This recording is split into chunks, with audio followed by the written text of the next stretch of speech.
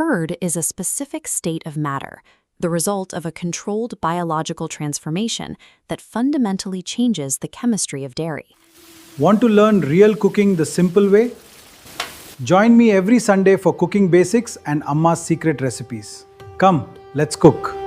The process begins with liquid milk, which exists as a fragile suspension of lactose sugars, free-floating proteins, and water. To initiate the change, we introduce a living catalyst, active strains of lactobacillus bacteria. Once introduced to the warm milk, these bacteria begin consuming the available lactose sugars.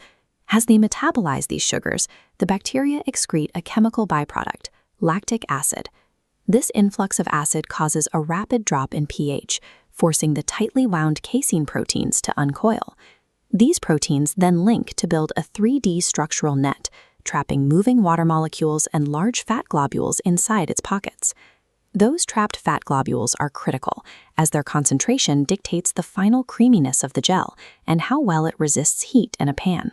Consistent results with curd depend on managing this specific micro-matrix of protein, fat, and acid. Biological fermentation does not end the moment the curd sets and solidifies into a gel. Cold storage in a refrigerator only slows the bacteria's biological clock. It never stops it entirely. The microbes continue to produce acid as long as they are present.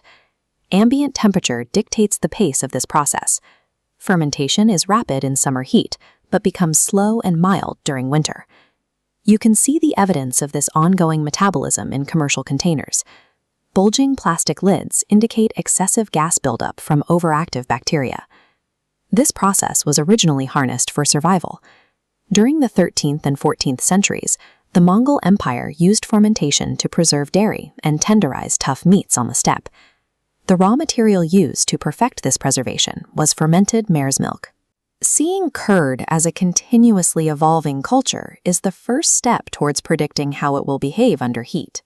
To cook with curd without it breaking, we categorize it by its most critical structural variable, its fat percentage. Full-fat curd provides the vital emulsion strength and structural stability required for extreme thermal environments, like a vigorously boiling curry. Low-fat or double-tomed curd has an inherent structural weakness. Without enough protective fat, the matrix tends to collapse under thermal stress.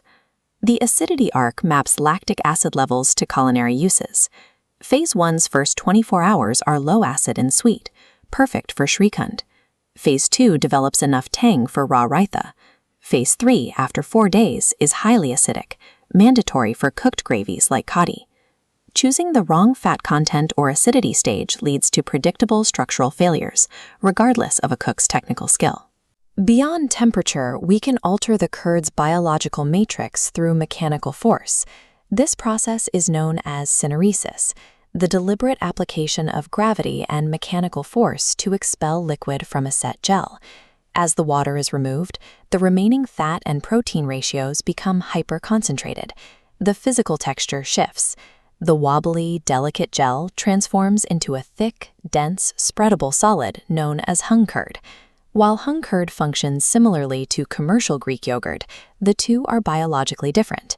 Industrial Greek yogurt requires specific laboratory-isolated bacterial strains, such as S. thermophilus and L. bulgaricus. This biology creates a significant nutritional difference. Industrial Greek yogurt yields 15 to 20 grams of protein, while hung curd reaches 8 to 12 grams. But we shouldn't ignore the byproduct of this process, the expelled liquid whey. This liquid is dense with nutrients, like residual lactic acid. It acts as an acidic catalyst, softening gluten in roti dough or accelerating idli batter fermentation. Syneresis allows a cook to engineer 2 distinct, useful ingredients out of a single batch of curd. The high heat environment of a cooking pan is the ultimate stress test for the casein matrix. Boiling temperatures can lead to denaturation, the collapse and destruction of the protein structure. This collapse is triggered by extreme thermal shock or a sudden drop in pH. When triggered, the proteins contract in a defensive reaction, forcefully squeezing out the moisture that was trapped inside. The visual result is a split sauce, dry, rubbery curds floating in a thin layer of oil. We can prevent this through engineering. First, only use high-fat curd for hot preparations. The high concentration of fat molecules coats the proteins, shielding them from the heat. Second, introduce structural starches, like casein or cornstarch. These molecules wedge themselves between the proteins, acting as bumpers that prevent them from clumping together. Third, eliminate thermal shock by bringing the curd to room temperature before it ever touches the hot pan. Finally, do not add salt until the end of the cooking process. Early salting alters the ionic charges in the pan, which actively encourages the proteins to clump. A split curry is not a random failure. It is a failure to properly buffer the casein matrix against chemical stress. This same chemistry makes curd an effective base for meat marinades. The lactic acid in the curd acts as a gentle, biological alpha-hydroxy acid. It is far less destructive than harsh kitchen staples like lime juice or synthetic vinegar. Harsh acids cause surface denaturation, often turning the exterior of the meat into mush. Lactic acid specifically targets and breaks down tough collagen and connective tissue, while leaving the muscle fibers intact. The dense casein and fat matrix also acts as a suspension system for dry spices.